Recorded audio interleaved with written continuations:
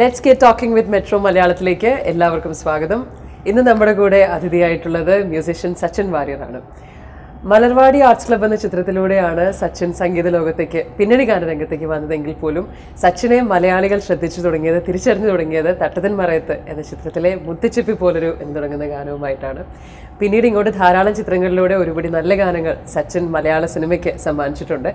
ഇപ്പോൾ ഗായകൻ എന്നതിലുപരി ഒരു സംഗീത സംവിധായകൻ എന്ന നിലയിൽ കൂടി ശ്രദ്ധ നേടുകയാണ്. അത് മലയാളത്തിൽ മാത്രമല്ല, സച്ചിൻ്റെ കന്നഡ മൂവി ഇപ്പോൾ റിലീസിന് തയ്യാറെടുക്കുകയാണ്. സച്ചിൻ്റെ വിശേഷങ്ങളൊക്കെ ചോദിച്ചറിയാം.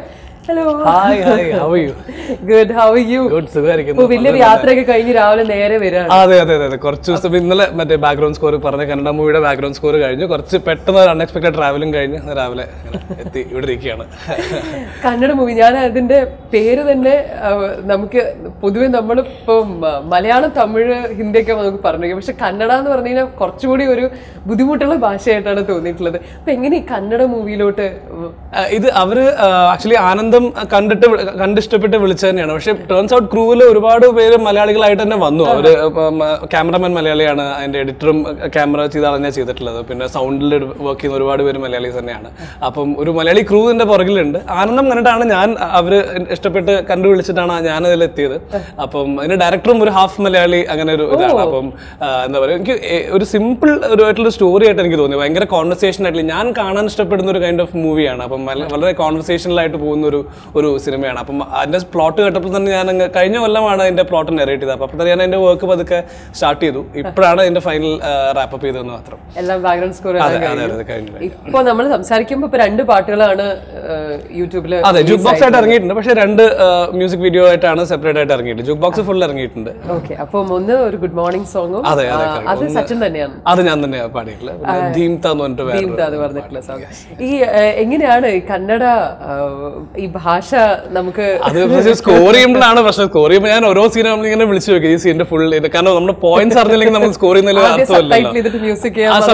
ഒരു ഫുൾ നരേഷൻ വിത്ത് ബാക്ക്ഗ്രൗണ്ടിൽ ഫുൾ ഓരോ ഡയലോഗ് ആയിട്ട് അവരിങ്ങനെ പറഞ്ഞുകൊണ്ടിരുന്നു സ്റ്റോറി മൂവി പ്ലേ ചെയ്തുകൊണ്ടിരിക്കുമ്പോൾ. പിന്നെ ഓരോ സീനിലും ഡൗട്ട്സ് വരുമ്പോൾ വിളിച്ച് ചോദിക്കും. ഇപ്പൊ ഏകദേശം ബൈ കോൺടെക്സ്റ്റ് മനസ്സിലാവാൻ തുടങ്ങിയിട്ട്, പക്ഷെ സംസാരിക്കാനൊന്നും അറിയില്ല. പക്ഷെ ഏകദേശം ഒരു വൈസ് സീനും ഫുൾ സ്ക്രീൻ പ്ലേ അറിയുന്നതുകൊണ്ട് ഇന്ന സീനിൽ ഇതാണ് നടക്കുന്ന എല്ലാ ഡയലോഗ്സിന്റെ ഒരു ഏകദേശം ഒരു ബൈ കോൺടെക്സ്റ്റ് മീനിങ് അറിയാം. അപ്പൊ ചെയ്തു വന്നപ്പം ഓക്കെ, കുഴപ്പമില്ല, ഈ സിനിമ കണ്ടാൽ മനസ്സിലാവുന്നത്, വേറൊന്നും മനസ്സിലാവില്ല. ഈ സിനിമയിലെ എല്ലാ ഡയലോഗ്സും കറക്റ്റ് ആയിട്ട് അറിയാൻ പറ്റും. ഒരു പാട്ട് അതിലെ പാടാമോ? ഇതിലത്തെയോ? ശരി ശരി. അതിലൊരു വേറെ ഒരു മെലഡി പോലത്തെ ഒരു പാട്ട് പാടാം. ഭൂമി ബാന കാദംബരി ആരോഹതി ನೀಲಾಂಬರಿ ಭಾವನೆಗಳ ತೂಗುಸೆತುವೆ ನಮ್ಮ ನಡುವೆ ಮೂಡಿದೆ. ಭೂಮಿ ಬಾನ ಕಾದಂಬರಿ ಆರೋಹದಿ ನೀಲಾಂಬರಿ.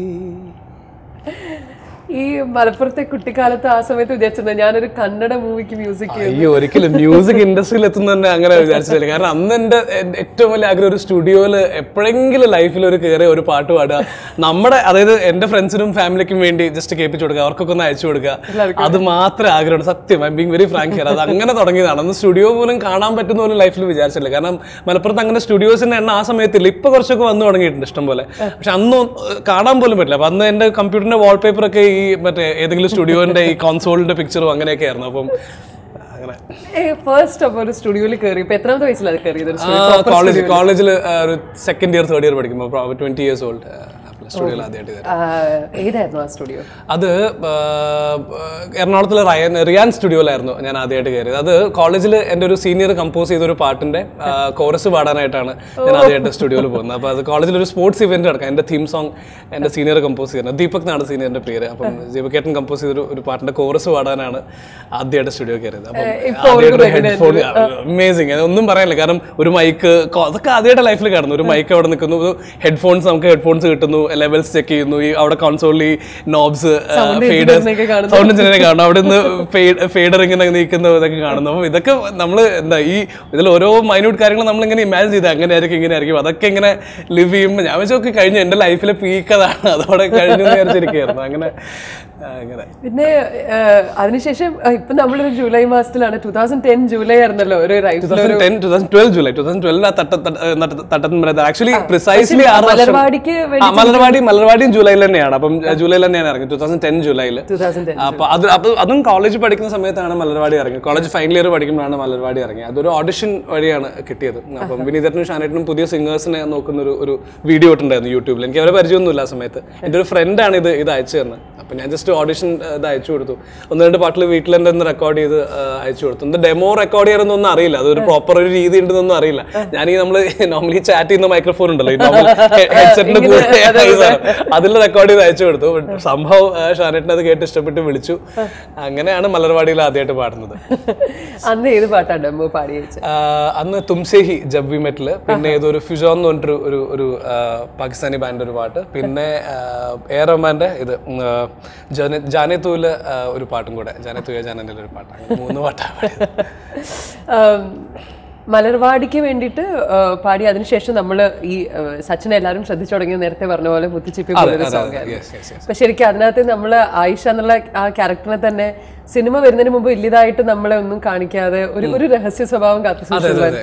എനിക്ക് തോന്നുന്നു അത് തന്നെയുള്ള ഒരു മൂഡ് മൂവി അങ്ങനെ തന്നെ. ആയിഷ എന്നുള്ള ക്യാരക്ടർ വളരെ കുറച്ചേ സംസാരിക്കുന്നുള്ളൂ. അപ്പം അതുകൊണ്ടാണ് അങ്ങനെ ഒരു രമ്യയുടെ വോയിസ് അതിലത്ത് വരാൻ ഉള്ള കാരണം അതാണ്. അങ്ങനെ ഒരാൾ സംസാരിക്കുമ്പോൾ വളരെ പതിഞ്ഞൂര് അങ്ങനത്തെ ഒരു വോയിസ് ആയിരിക്കും. അങ്ങനെ അപ്പൊ ആ ഒരു മൂഡൊക്കെ പറഞ്ഞു തന്നിരുന്നു ഈ പാട്ട്. ഡെഫിനറ്റ്ലി. ഇത് ഞങ്ങൾ ഇതിന് മുമ്പ് ഈ ഷോ ഈ തട്ടത്തുമരത്തിന്റെ ഇറങ്ങുന്നതിന്റെ ഒരു 1 year ബാക്ക് ഞങ്ങൾ ഒരു ഷോന്റെ സീരീസിന് പോയിരുന്നു അബ്രോഡ്. ഒരു 1 month ഓളം ഉണ്ടായിരുന്നു. അപ്പോൾ അപ്പോഴാണ് വിനീതൻ ഇതിന്റെ എഴുത്തൊക്കെ നടക്കുന്നത്. അപ്പോൾ അവിടെ ഞങ്ങൾ സ്റ്റേ ചെയ്യുന്ന ഹോട്ടലിൽ ഞങ്ങളെല്ലാവരും പുറത്തൊക്കെ ഇറങ്ങാനൊക്കെ ഇറങ്ങുമ്പോൾ വിനീതൻ പെട്ടെന്ന് ഞാൻ ഒന്ന് പോയിട്ട് വരാമെന്ന് പറഞ്ഞിട്ട് വിനീതന്റെ ഉള്ളിൽ കയറിയിട്ട് എന്തെങ്കിലുമൊക്കെ സീൻ എഴുതി.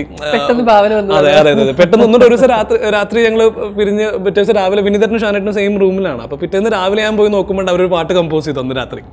അതാണ് തട്ടത്തിൻ മരയത്തെ പെണ്ണെ എന്നുള്ള ടൈറ്റിൽ ട്രാക്ക്.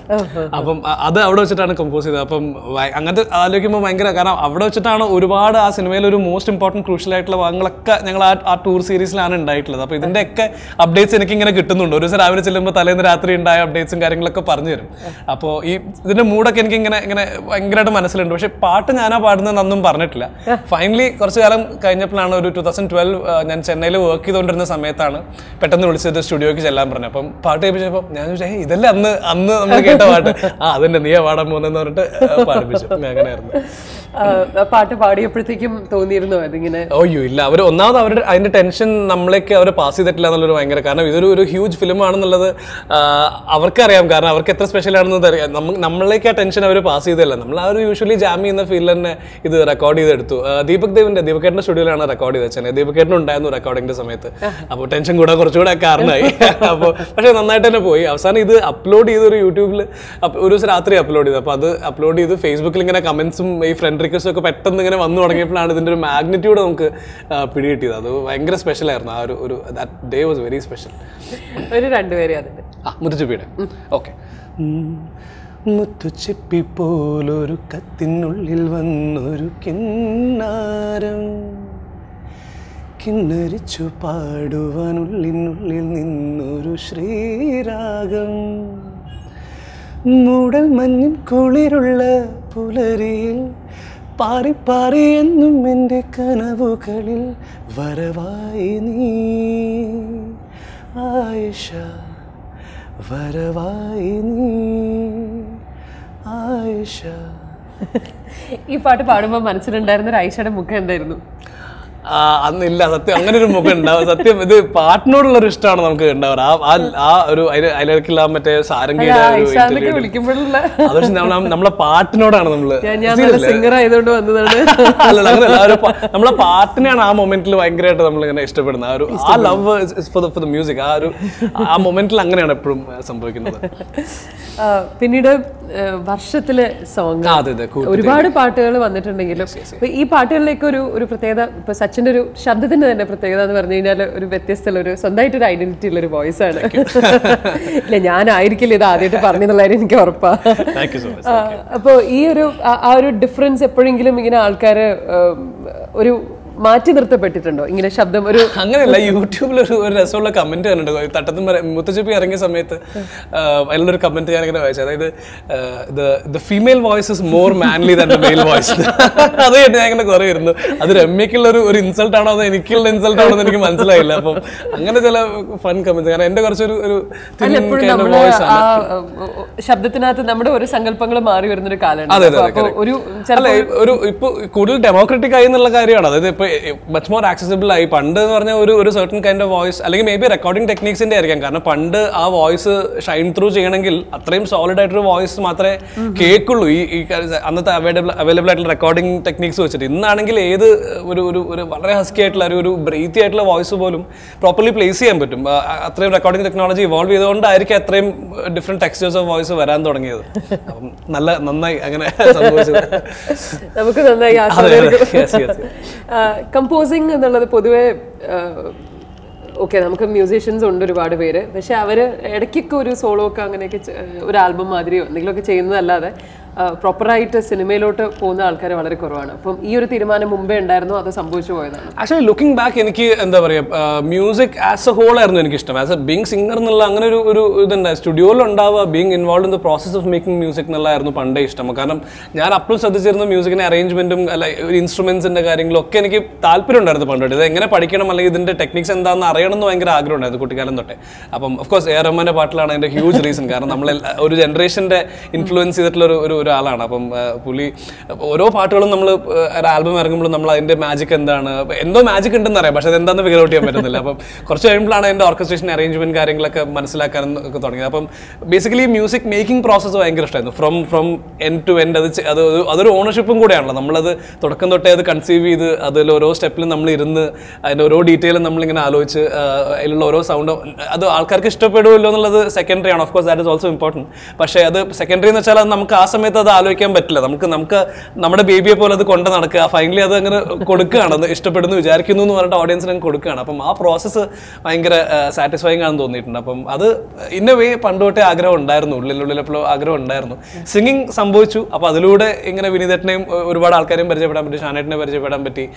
പിന്നെ ഗണേഷ് ഫൈനലി ഒരു ഫിലിം എടുക്കാൻ തീരുമാനിച്ചപ്പം ഓട്ടോമാറ്റിക്കലി അതിലങ്ങനെ വന്ന് എത്തിയതാണ്. ഗണേഷിന്റെ ബാച്ച്മേറ്റ് ആണ്, കോളേജിൽ ഞങ്ങൾ ഒരുമിച്ച് പഠിച്ചതാണ്. അപ്പം ആനന്ദത്തിന്റെ ഡയറക്ടർ.